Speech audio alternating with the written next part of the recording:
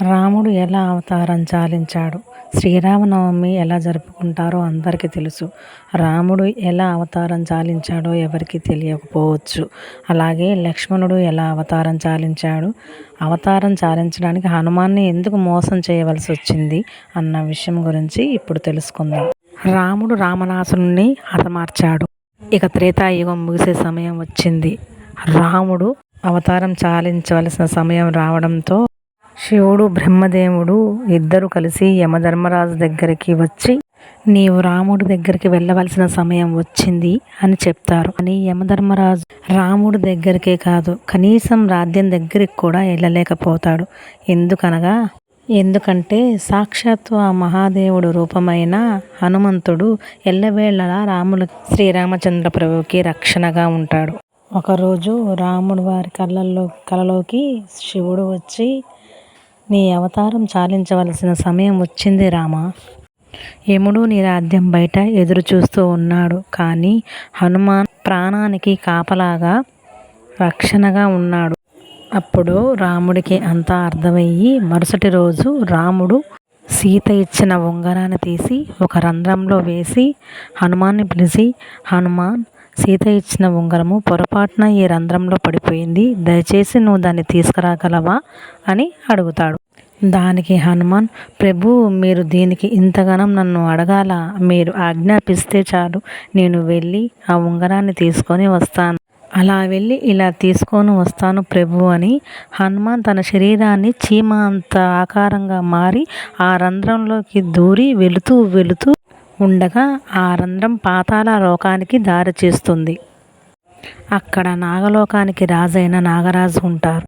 ఆయన దగ్గరికి వెళ్ళి, నాగరాజా నమస్కారములు తెలిపి, నాగరాజా, నా రాముని ఉంగరము ఒక రంధ్రంలో పడి పాతాళానికి వచ్చింది, ఇక్కడికి వచ్చింది, అది ఎక్కడుందో మీకు తెలుసా ప్రభు అని అడుగుతాడు. ఓహో, రాముడి ఉంగరమా, ఎక్కడుందో నాకు తెలుసు, రండి నేను తీసుకువెళ్తానని ఒక గృహలోకి తీసుకువెళ్ళి, ఈ గృహలోనే ఆ ఉంగరాలు ఉన్నాయి అని అనగా, ఉంగరాలా, నాకు కావాల్సింది నా రాముడి ఉంగరమే కదా. ఆ గృహలోకి వెళ్ళి చూడగా హనుమాన్ ఆశ్చర్యపోతాడు. ఆ గృహలో ఒకటి కాదు, రెండు కాదు, మూడు కాదు, కొన్ని లక్షల కోట్ల ఉంగరాలు ఉంటాయి. హనుమాన్ నవ్వుకొని, నాకు తెలియదా నా రాముడి ఉంగరం ఏదో అని వెతకడం మొదలు పెడతాడు. అయోధ్యలో హనుమాన్ లేడు అన్న విషయం తెలుసుకున్నారు. యముడు రాముడి దగ్గరికి వెళ్ళి, రామా, నీతో నేను ఇలా ఏకాంతంగా మాట్లాడాలి. మనం మాట్లాడుతూ ఉండగా ఎవరైనా మధ్యలో వస్తే వాళ్ళకి మరణదండన ఇవ్వవలసిందే. అప్పుడు రాముడు లక్ష్మణుని పిలిచి, ఈ బాధ్యత నీదే లక్ష్మణ, లోపలికి ఎవరిని రానియకు అని చెప్పి ఆజ్ఞాపిస్తాడు. అప్పుడు లక్ష్మణుడు ద్వారం దగ్గర నిల్చొని ఉంటాడు. లోపల యముడు రాముడితో, స్వామి, శివుడు మరియు బ్రహ్మ ఆజ్ఞతో ఇక్కడికి వచ్చాను. మీరు ఈ రాముడి అవతారం చాలించవలసిన సమయం వచ్చింది. ఇక మీరు విష్ణు రూపంలోకి మారే సమయం ఆసన్నమైంది. విష్ణు రూపంలోకి మారి వైకుంఠానికి వచ్చేయండి. లక్ష్మీదేవి మీకోసం ఎదురు చూస్తుంది ప్రభు అని చెప్పగా రాముడు నవ్వుతూ సరే యమ అని అంటాడు.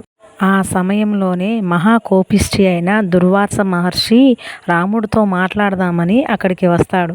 కానీ లక్ష్మణుడు, స్వామి, ఇక్కడ రాములు వారు ఏకాంతంగా ఉండాలి అనుకుంటున్నారు అని చెప్పగా, ఇప్పుడు మిమ్మల్ని లోపలికి పంపలేనని చెప్పగా దుర్వాస మహర్షి కోపంతో, నేను అంత దూరం నుంచి రాముల వారితో మాట్లాడడానికని వస్తే నువ్వు నన్ను లోపలికి పంపేవా? ఇప్పుడు కానీ నన్ను లోపలికి పంపేయకపోతే నేను అయోధ్య మొత్తాన్ని నేను కాల్చి బూడిద చేస్తాను అని అనగా, ఇప్పుడు లక్ష్మణుడికి ఏం చేయాలో అర్థం కాక, ఇప్పుడు నేను లోపలికి వెళ్తే నేను మాత్రమే మరణదండన పడుతుంది, నాకు లేదా దుర్వాస మహర్షి అయోధ్యని మొత్తాన్ని కాల్చివేస్తాడని అయోధ్య ప్రజలను కాపాడడానికి తన ప్రాణాలను సైతం లెక్క చేయకుండా లక్ష్మణుడు లోపలికి వెళ్తాడు. లక్ష్మణుడు లోపలికి వెళ్ళి లక్ష్మణుడు రాముడికి బయట జరిగిన విషయం చెప్తాడు. లక్ష్మణుని చూసి చాలా కృంగిపోతాడు. అయ్యో లక్ష్మణ, నువ్వు ఎందుకు ఇక్కడికి వచ్చావు అని.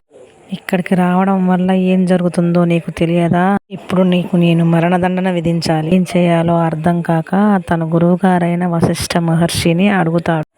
రామా, నువ్వు లక్ష్మణుని చంపనక్కర్లేదు. ఎప్పుడూ నీ పక్కనే ఉండే లక్ష్మణుణ్ణి నువ్వు ఆయనని నీకు దూరంగా ఉంచితే అతను మరణించిన దానితో సమానం. కాబట్టి లక్ష్మణుణ్ణి రాజ్య బహిష్కరణ చెయ్యి అని చెప్పగా అది లక్ష్మణుడు విని, నీకు దూరంగా ఉండడం కంటే మరణించడమే నయం కదా అన్నా అని సర్యూ నదికి వెళ్ళి జలసమాధి అవుతాడు. అది చూసి లక్ష్మణుడి భార్య ఊర్మిళ కూడా జలసమాధి అవుతుంది.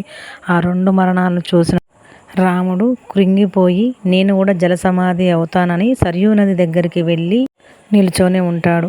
ఇదే సమయంలో హనుమంతుడు ఆ ఉంగరాలను వెతికి అవి అన్నీ నా రాముడి ఉంగరాల్లాగానే ఉన్నాయి, ఇందులో ఏది నా రాముడి ఉంగరమో అర్థం అవ్వట్లేదు అని, నాగరాజా నన్ను క్షమించు, ఇన్ని ఉంగరాలు ఇక్కడ ఎలా ఉన్నాయి, ఇందులో ఏది నా రాముల వారి ఉంగరం అని అడగగా అప్పుడు నాగరాజు హనుమాన్కి జరిగిన విషయమంతా అర్థమయ్యేలాగా చెప్తాడు. అయ్యో, ఇప్పుడు నా రాముడు అవతారం చాలిస్తాడా, మరణిస్తాడా అంటూ చేతికి దొరికిన ఉంగరాన్ని తీసుకొని హనుమాన్ అయోధ్యకు చేరుకుంటాడు. హనుమాన్ అయోధ్య మొత్తం వెతికినా కూడా రాముడు ఎక్కడా కనిపించడు. అలా హనుమాన్ గాలిలో ఎగురుతూ వెతుకుతూ ఉండగా సర్యూ నది తీరాన రాముడు జలసమాధి అవుతూ కనిపిస్తాడు.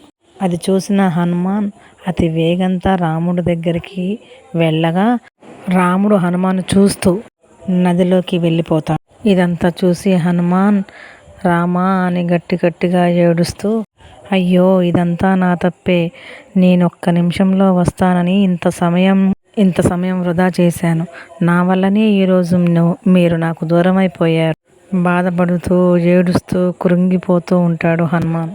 అప్పటికే రాముడు విష్ణు రూపంలోకి మారిపోయి ఉంటాడు. హనుమాన్ బాధను చూసి ప్రత్యక్షమయ్యి, హనుమాన్ నువ్వు చేసింది ఏమీ లేదు హనుమా, నువ్వెంత బాధపడ్డా జరిగేది ఇదే, ఇది జరిగి తీరవలసిందే అని చెప్పగా, ప్రభు నేను కూడా మీతోనే వచ్చేస్తా, మీరు లేని నేను ఉండలేను అని చెప్పగా, లేదు హనుమా, నీలాంటి భక్తుడు ఈ భూమి మీద ఉండి ధర్మరక్షణ చేస్తూ ఉండాలి, నువ్వు చిరంజీవిగా జీవించాలి అని చెప్పగా, అలాగే ప్రభు మీ ఆజ్ఞ అని ఆ ఉంగరాన్ని చేతికి ధరించి హిమాలయాలకి వెళ్ళి అక్కడ శ్రీరామనామాన్ని జపిస్తూ ఉంటాడు. ఇప్పటికి కూడా భక్తులు ఎవరైనా రామనామాన్ని జపిస్తూ ఉంటే ఆయన అనుగ్రహాన్ని వాళ్ళకి ఇస్తూ ఉంటాడు. జై శ్రీరామ్, జై శ్రీ ఆంజనేయ, రామభక్త హనుమానికి జై.